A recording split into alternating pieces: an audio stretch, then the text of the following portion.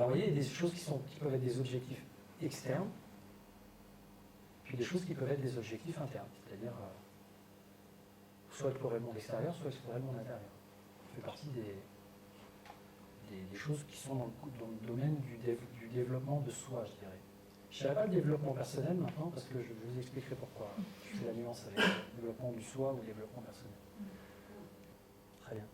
Bon, vous êtes tous exprimés. Alors, en tout cas, bravo, parce qu'il y en a plusieurs d'entre vous qui ont du mal à s'exprimer, à parler d'eux, etc. Et là, vous êtes en train de le faire. Donc, c'est déjà, pour votre esprit, pour votre cerveau, une étape supplémentaire, un petit pas supplémentaire vers votre développement ou votre épanouissement. Après, évidemment, il y a tout ce que je vais vous dire ce soir. Peut-être il y a un certain nombre des choses que je vais vous dire qui vont résonner en vous, qui vont vous servir. Il y a peut-être des choses que vous n'allez pas spécialement saisir, parce qu'on ne peut pas tout saisir. C'est-à-dire que je vais quand même vous dire énormément de choses qui parfois, moi, m'ont demandé un certain nombre d'années pour arriver à les comprendre, à les intégrer vraiment intérieurement. Ça n'empêche pas que c'est important que je vous les donne et que je vous les dise, parce que quelque part, ça s'installe à l'intérieur de vous, et puis après, plus tard, peut-être, un livre, une rencontre, une situation, hop, pouf, et d'un coup, c'est « Ah oui, je me souviens de ce truc », et hop, ça prend son sens à un autre moment, d'accord ? Et puis après, je vous ferai travailler, parce que bien évidemment, l'idée, c'est que il ne faut pas que ça reste là-haut, parce que si ça reste que là-haut, ça ne prend pas forme, d'accord ? On va dire, il y a les pensées qui permettent de simuler la réalité, il y a les sentiments et les émotions qui permettent d'attirer les choses et de leur donner une forme de cohésion. Et puis il y a l'action, il y a le mouvement qui permet de vraiment les réaliser, vraiment leur donner corps dans la matière. D'accord ? Donc là, ce soir, ce qu'on va faire, c'est qu'on va essayer de travailler avec ces trois dimensions. Bon, en termes d'action, évidemment, vous allez vous mettre en action parce que vous allez parler, échanger entre vous. Donc déjà, ça va vous faire agir. Ça va être peut-être une réflexion comme ça dans votre esprit. Comme parfois quand on peut lire un livre ou regarder une émission où il n'y a personne autour de nous, alors ça reste là-dedans, quoi. D'accord ? Là, vous allez pouvoir parler, échanger, etc. Alors, la question qui suit, c'est en gros, est-ce que vous arrivez comme ça, quand vous y pensez, à identifier ce qui jusqu'à présent a empêché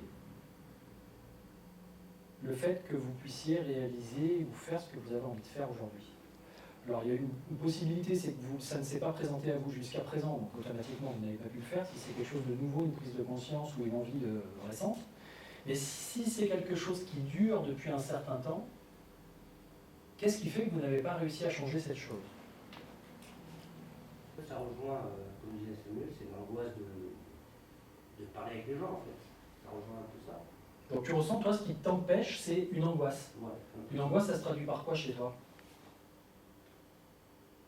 Toi, un peu romante quand même, mais introverti, quoi, un peu comme ça. D'accord. J'arrive pas à l'exprimer. T'avais failli dire un mot, avant de dire introverti.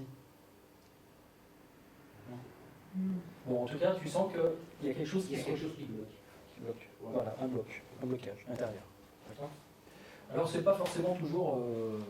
C'est-à-dire que des fois, mentalement, on se dit, je pourrais le faire, je vois pas pourquoi. Il y a plein de raisons, il y a plein de possibilités. Des fois, c'est le mental qui bloque, qui se donne plein de raisons négatives, et des fois, le mental, il est tout à fait OK, il dit, ouais, c'est bon, il n'y a pas de souci, et là, c'est le corps qui bloque. C'est émotionnel, c'est plus fort que nous. Oui ? Ouais, non, en fait, c'est... ce qui m'empêche, c'est la tête, en fait. Je cogite beaucoup trop. Des fois, je regrette de trop réfléchir, en fait, à trop projeter. Il y en a qui se posent beaucoup moins de questions et ils y arrivent beaucoup mieux. Ils prennent les choses d'une façon plus légère, alors que moi, j'étudie tout. D'accord. Certainement, ça a été utile pour toi d'être comme ça. Ou ça, en tout cas, puisque je pense que tu n'es pas tout seul ici, je pense en tout cas que c'est un mode de fonctionnement qui peut, je dirais qu'il peut presque être un talent dans certains contextes, mais qui peut être bloquant et freinant dans d'autres situations. D'accord ? Cette capacité à avoir un mental qui va vite, qui perçoit les situations extérieures, qui anticipe. Le problème, c'est que trop d'anticipation fait que d'un coup, le mental il peut partir dans... c'est pour ça que ça coupe ici. Là, hein. C'est souvent ici que ça se passe les angoisses. Hein. sent ici, là, comme si le corps n'arrivait pas à suivre la vitesse à laquelle là-haut ça part. Donc effectivement, il y a des fois une histoire de présence. Donc c'est après ça que je vais parler de ça. D'habitude, je n'en parle pas ici, mais là, je sens que ce soir, je vais faire un petit apport là-dessus. Donc l'idée, c'est que nous pouvons changer. Quand je dis cette affirmation, nous pouvons changer, qu'est-ce que vous ressentez? Est-ce que vous êtes OK avec ça? Est-ce que vous dites oui, bien sûr, on peut changer? Ou est-ce qu'il y a intérieurement un truc qui vous dit ouais, enfin bon, c'est pas si simple que ça ou... Pour moi, c'est pouvant qui me gêne. Parce que même si la volonté elle est là, on ne peut pas la mettre en place. Ah, ça c'est très intéressant. Parce qu'effectivement, il y a beaucoup de gens qui pensent que pour changer quelque chose, il suffit d'avoir un peu de volonté. Et parfois, on a beau avoir beaucoup de volonté, ça ne suffit pas. Parce que la volonté, c'est effectivement une énergie de mouvement. D'accord? Ça, quand on dit la volonté, ça part d'ici, là, c'est du mouvement. D'accord? Mais s'il y a un sentiment ou une croyance en arrière-plan ou quelque chose de mental qui bloque, le mouvement, il ne s'initiera pas. Et il ne sera pas suffisamment puissant pour pouvoir aller déloger ou en tout cas faire changer intérieurement quelque chose qui est là et qui freine. D'accord? Alors souvent pour les gens qui veulent arrêter de fumer par exemple, on leur dit un petit peu de volonté. Pour les gens qui mangent trop, tu devrais un petit peu de volonté puis tu manges moins. Tu veux faire du sport, un peu de volonté puis tu vas faire du sport. Ça paraît simple quand on le dit, ça n'est pas tant que ça quand on se retrouve face aux situations. Donc la volonté ne suffit pas toujours pour changer. Donc quand je dis nous pouvons changer, moi personnellement effectivement j'ai changé. J'ai changé beaucoup de choses. Je n'ai pas encore changé tout ce que j'aimerais voir. Il y a encore certaines choses en moi ou dans ma façon d'être, ou parfois des moments de vie où je ne me sens pas spécialement épanoui, bien, serein, etc. J'aimerais pouvoir ne plus vivre ça. D'accord? Mais c'est peut-être un idéal que j'atteindrai jamais, j'en sais rien. Mais il y a énormément de choses que j'ai changées parce que quand j'étais jeune, j'étais plutôt timide, plutôt renfermé, introverti, complexé surtout. Et il a fallu que je me crée un personnage avec de l'humour, qui est parfois, peut-être même avec le temps, avec les amis que j'avais, un peu cassant, un peu qui a peur de rien, donc j'ai fait des arts martiaux, etc. Enfin bref, tout un tas de trucs pour pouvoir avoir le sentiment de me sentir bien. Mais en réalité, c'était la façade, quoi. C'était une attitude, c'était vraiment le personnage. Pour ça, je vous dis la personne, tout à l'heure je parlais de la personne, du développement personnel. La personne que vous êtes, c'est la construction. C'est une construction que vous avez faite. D'accord? C'est personne, ça vient de personnage, persona. Persona, c'est les masques. D'accord? Donc ce qui veut dire que c'est en gros ce que je donne à voir aux autres, à l'extérieur, pour être en interaction, en interface. C'est une interface avec mon environnement social, familial, etc. Il y a une différence entre personne et quelqu'un. Quelqu'un, c'est ce qui est à l'intérieur de vous. C'est l'être que vous êtes intérieurement, c'est-à-dire cette présence, cette vie que vous êtes. Vous êtes vie. On est d'accord? Parce que vous êtes animé, etc. Votre corps bouge. Vous parlez, vous pensez. Et ça, c'est parce que vous avez une force de vie à l'intérieur. Cette force de vie, elle est là depuis votre conception, elle a toujours été là. Et parfois, quand on arrive à se connecter à cette présence, à soi-même, cette présence. La présence, là je vous le dis ce soir, peut-être que pour l'instant ça va vous passer un peu comme ça, mais je peux vous garantir que la présence c'est un des plus beaux cadeaux que vous pouvez vous faire. Un des plus beaux présents que vous pouvez vous faire. Souvent on dit aux gens, soyez dans l'instant présent. Vous avez déjà entendu ça? Je ne sais pas si c'est une très bonne traduction de l'anglais. Je n'ai pas vérifié, je ne connais pas l'anglais, donc suffisamment pour savoir ça. Parce qu'il y a Écartoleux, je ne sais pas comment on prononce exactement, mais qui parle beaucoup de ce moment présent, du pouvoir de l'instant présent, du moment présent. Tout le monde parle de ça, il n'y a pas que lui, bien sûr. Le problème du moment présent, ou de l'instant présent, c'est que votre esprit, votre mental, est l'objet de conceptualiser ce qu'est un instant, ce qu'est le présent, ce qu'est l'environnement dans lequel je suis. Ça veut dire que, quelque part, il y a une notion de temps, il y a une notion d'espace, c'est-à-dire que vous avez la partie de votre esprit, votre système nerveux, je crois que c'est le parasympathique, j'oublie à chaque fois sympathique, et qui est connecté à l'environnement extérieur, qui se connecte à l'environnement et qui se dit, bon, il faut que je sois là maintenant, dans cet instant présent. Mais du coup, il n'est pas vraiment présent à lui-même.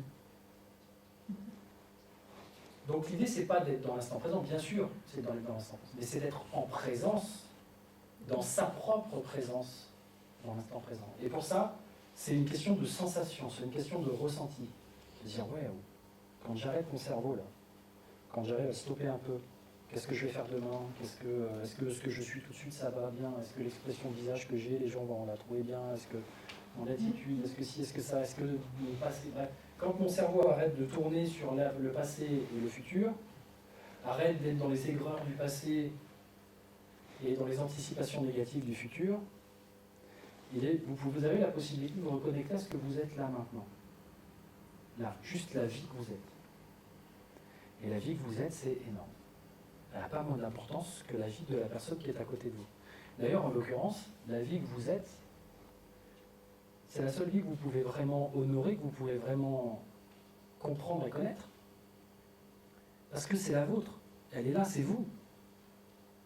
Les autres que vous voyez à l'extérieur, c'est des formes de vie qui s'agitent. Mais vous ne la sentez pas, cette vie à l'intérieur de vous. Vous ne savez pas quel goût elle a, vous ne savez pas quelle saveur, quelle énergie, tout ça, vous n'en savez rien. Par contre, la vôtre, vous la sentez. Donc l'idée, c'est à un moment donné de retourner dans sa présence. Ça, c'est vraiment le petit message que je vous fais passer ce soir en plus. Si vous arrivez à capter ça, vous allez voir que ça ne vous empêche pas après d'être évidemment dans la vie connectée au monde extérieur, connectée... Le truc, c'est que la présence, parfois, elle est compliquée. Pourquoi? Parce qu'elle nous renvoie à des sensations, elle nous renvoie à des états d'être, des états internes, pas très agréables.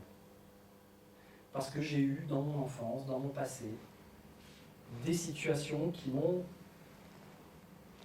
fait me fermer, qui m'ont cristallisé, qui m'ont pétrifié. C'est un peu comme si je suis un enfant, je suis une forme de vie, comme ça, je suis chaud. C'est chaud la vie. C'est du mouvement, c'est de la chaleur. Vous êtes d'accord avec ça? Un corps, il est chaud, quand il est froid, il n'y a plus de vie. Okay, donc c'est chaud. C'est chaud, ça bouge, l'enfant il est là, il a envie d'être bien, il a envie d'être aimé. Là. Puis d'un coup, il y a des circonstances de sa vie extérieure, un peu comme s'il y avait comme d'un coup un espèce de gros brouillard. Il y a du soleil, il est là, c'est le printemps, c'est un petit bourgeon qui est en train de pousser, puis d'un coup, il y a une espèce de grosse vague de froid, une espèce de brouillard givrant qui arrive sur lui. C'est peut-être papa qui est en train de m'engueuler, c'est peut-être maman qui lui refuse quelque chose, c'est peut-être une situation de vie un peu difficile, un chien qui lui aboie dessus, je ne sais pas quoi. Et à un moment donné, ce brouillard givrant, là, d'un coup, il lui occulte la lumière, le soleil, ça passe à l'intérieur de son corps et ça va cristalliser des choses à l'intérieur, congeler des choses, des parties qui étaient vivantes et qui d'un coup se retrouvent à être un peu comme un bourgeon, hop, il n'y a plus d'énergie, là, s'il n'y a plus rien, c'est congelé, c'est figé.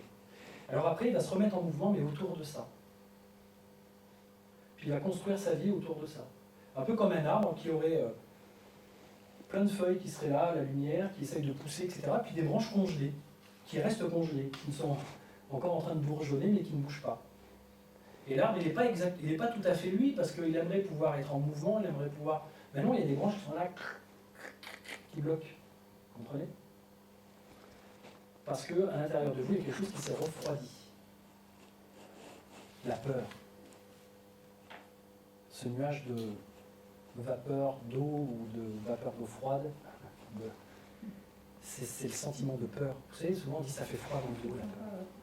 Au niveau des reins, d'ailleurs, en médecine chinoise, généralement, c'est qu'on dit qu'il y a un excès de yin, de froid, dans les reins, qui devrait être normalement un organe yang, donc plus chaud.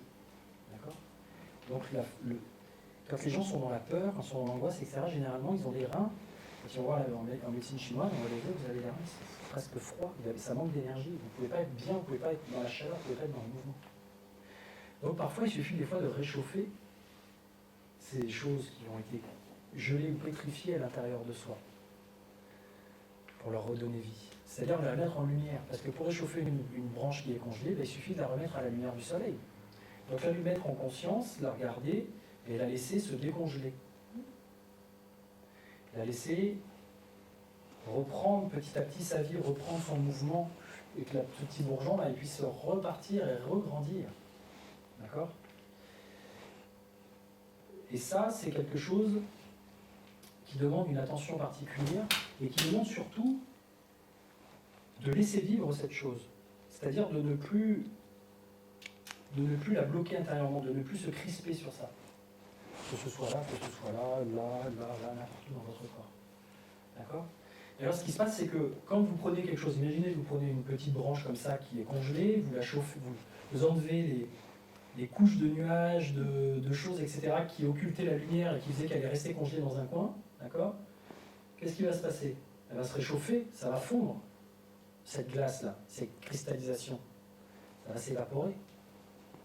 Quand ça va s'évaporer, comme ça s'évapore à l'intérieur de vous, à un moment donné, ça va se condenser.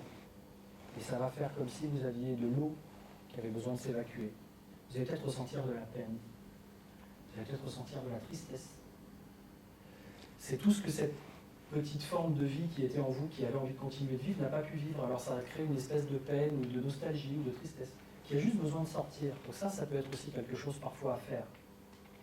C'est-à-dire de laisser, en sachant que vous êtes dans une démarche d'évaporation, de dissolution de ça, de nettoyage, pour redonner vie à ces trucs en vous qui sont restés à un moment donné un peu bloqués, un peu cristallisés. Est-ce que ça vous parle ce que je vous dis là maintenant? J'utilise une métaphore pour ça, parce que je sais que si ça ne vous parle pas mentalement, ça va parler à une autre part de vous. D'accord? Ça va surtout parler à l'être que vous êtes et qui écoute aussi. Parce que là, pour l'instant, j'ai affaire aux personnes.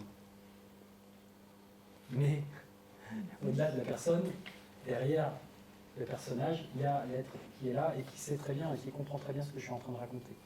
Sauf que des fois, l'être, il a été un petit peu mis de côté par la personne parce que identifié par la personne et par l'ego qui protège la personne comme étant pas très adéquate pour être aidée par son environnement. Alors on va le mettre un peu dans un coin, reste où t'es, ce que tu es, c'est pas bien d'être comme tu es, c'est pas bien d'être ce que tu es, il faut être comme ci, comme ça, moi je vais faire à ta place. Et là, la personne prend le devant, et c'est elle ensuite, et ensuite vous vous identifiez à quoi? Vous identifiez à la personne. C'est pour ça que c'est difficile de répondre à la question qui suis-je? Parce que vous vous identifiez à la personne que vous êtes devenu. Et la personne, elle s'identifie à quoi? Elle, aux objets extérieurs, aux personnes extérieures, aux situations, à ce qu'elle fait. Donc à ma voiture, à mon travail, à mon compte en banque, à mes fringues, à ma coiffure, à ce que je suis aimé par tel, ou un tel, ou est-ce que je suis, etc. Donc c'est la personne qui est craintive quand elle est dans un environnement éventuellement de réunion et qu'elle doit parler d'elle. Qu'est-ce qu'on va penser de cette personne que je suis? L'être, lui, il est lui, quoi. Mais sauf qu'on l'a mis au placard, on l'a mis au rencard. Des fois, on le rejette. On peut ressentir du rejet de l'environnement extérieur. Ce qu'on ne se rend pas compte, c'est qu'on se rejette parfois même nous-mêmes, cet être intérieur. Parfois, on le trahit, parce qu'il aimerait être quelque chose, mais on l'empêche d'être ça au profit d'une activité ou d'un fonctionnement de la personne.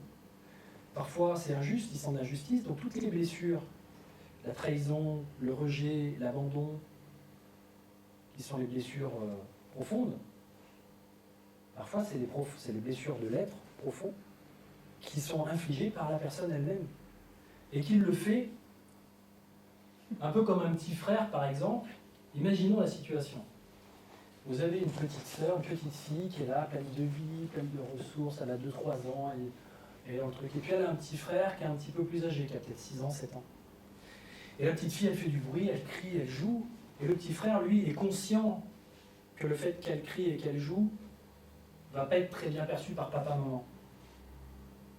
Donc, qu'est-ce qu'il va faire? Il va peut-être se retourner contre sa petite sœur et essayer de lui dire de se taire, pour éviter que le monde extérieur leur tombe dessus, leur fasse du mal, ou fasse du mal à elle, ou lui fasse du mal aussi à lui.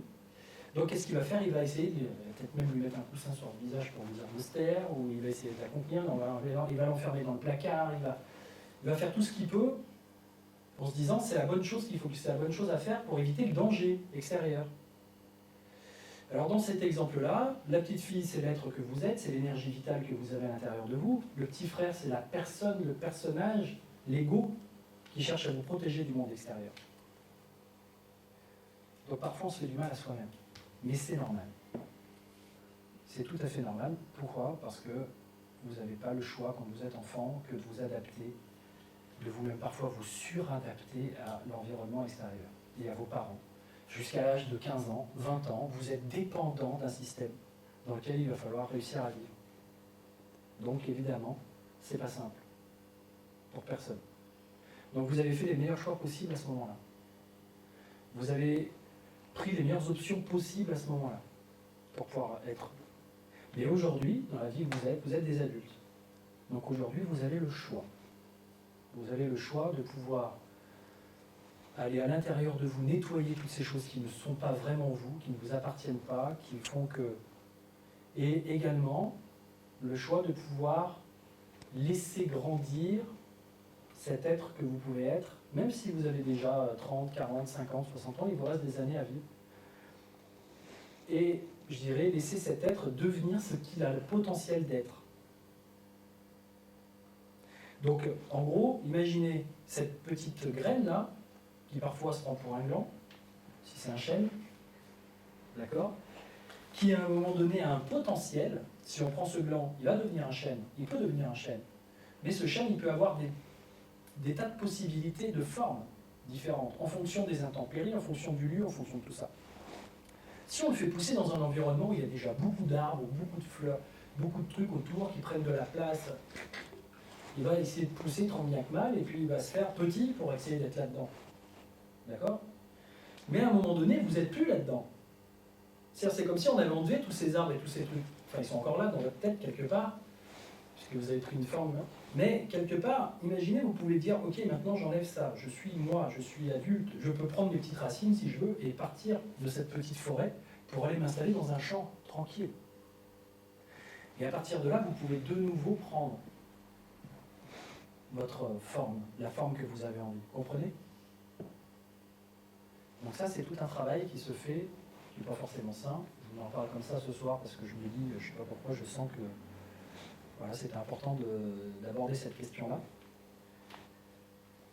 Mais là, ce que je vous parle, c'est presque plus un travail de dépouillement personnel, de dépouillement de la personne que vous vous êtes construite pour être l'être que vous êtes.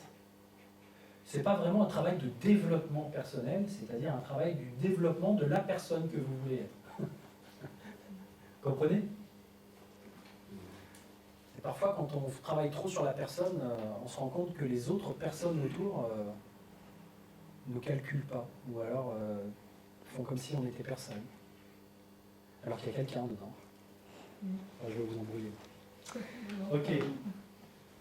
Alors, on va quand même aujourd'hui travailler sur cette idée de pouvoir cultiver la personne que vous voulez être. Mais pourquoi pas la personne et l'être que vous êtes? Parce qu'ils peuvent travailler ensemble. Ils ne sont pas obligés d'être... d'accord?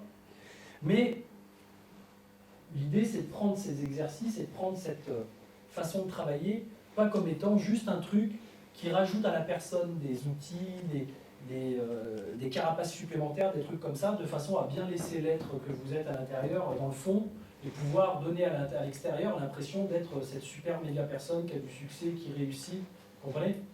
Parce que c'est parfois un peu ça, le développement personnel. Il y a des gens qui vous proposent ça en développement personnel. Moi-même, au départ, je ne faisais pas trop la différence, les nuances entre ces choses-là. Donc je me disais, bon, bah, faut se développer en tant que personne dans ce monde. Mais en fait, je me suis rendu compte que non, ce n'était pas forcément la meilleure solution, parce que vous pouvez apprendre plein de choses. Si vous n'êtes pas en adéquation avec l'être intérieur, avec ce que vous êtes vraiment au fond, il y aura toujours un truc qui résistera, il y aura toujours des conflits, il y aura toujours un mal-être.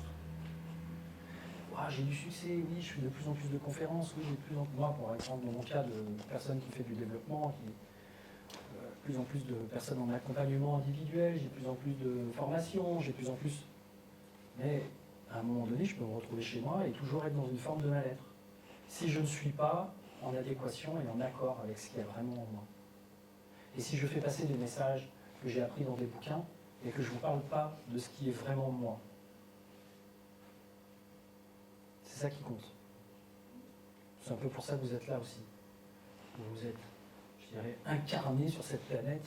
Vous incarnez quelque chose, et l'idée c'est de vous incarner vous, et pas la personne que les autres voudraient que vous soyez, surtout que comme il y en a des milliers de personnes, vous ne savez jamais qui être si jamais vous vous fiez toujours au regard des autres. D'accord? Donc là on rejoint un petit peu ce que tu disais tout à l'heure, c'est de dire, ok, mais les autres personnes, elles n'ont pas plus d'importance que toi. C'est une forme de vie. Il est une forme de vie, tu es une forme de vie au même titre que lui. Ton père, ta mère, ton petit ami, tes enfants sont des formes de vie au même titre que toi. Ce qui veut dire que ce que tu es, cette vie qui est à l'intérieur de toi, elle mérite autant d'exister, d'avoir une place, d'être considérée, d'être aimée, d'être reconnue, surtout par toi-même, surtout par vous-même et par la personne que vous êtes, d'accord, que les autres autour. Les autres ne sont pas plus importants que vous.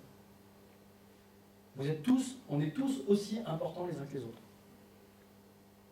Quand on arrive à intégrer ça, je peux vous garantir qu'il y a des tas de choses que vous arrêtez de faire.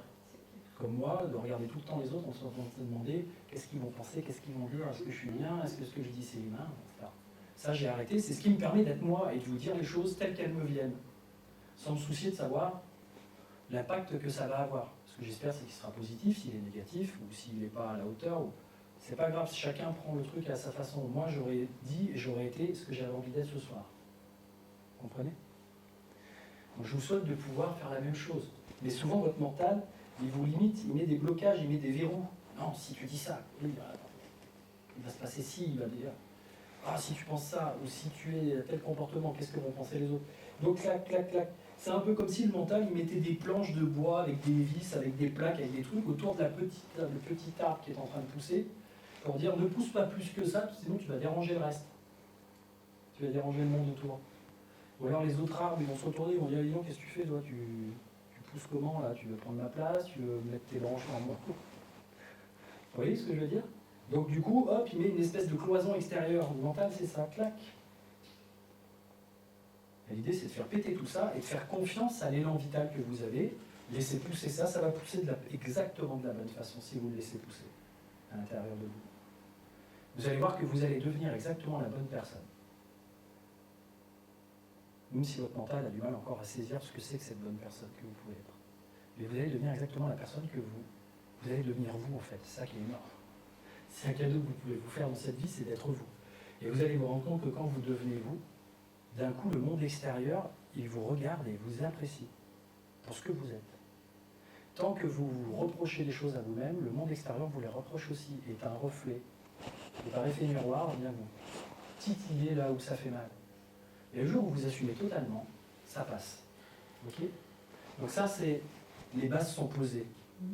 Maintenant, on va aller travailler sur comment faire pour sortir des fois de ces zones de confort dans lesquelles on s'installe, qui ne sont pas toujours très confortables. Et donc on va aborder la question de comment changer. Je disais, là c'est plus facile à dire qu'à faire de changer, effectivement. Hein. On peut facilement dire, mais dans les faits, et dans le quotidien, et dans les... Bon, on se rend bien compte qu'il y a quand même des choses à l'intérieur de nous qui résistent un petit peu. Donc comment changer ?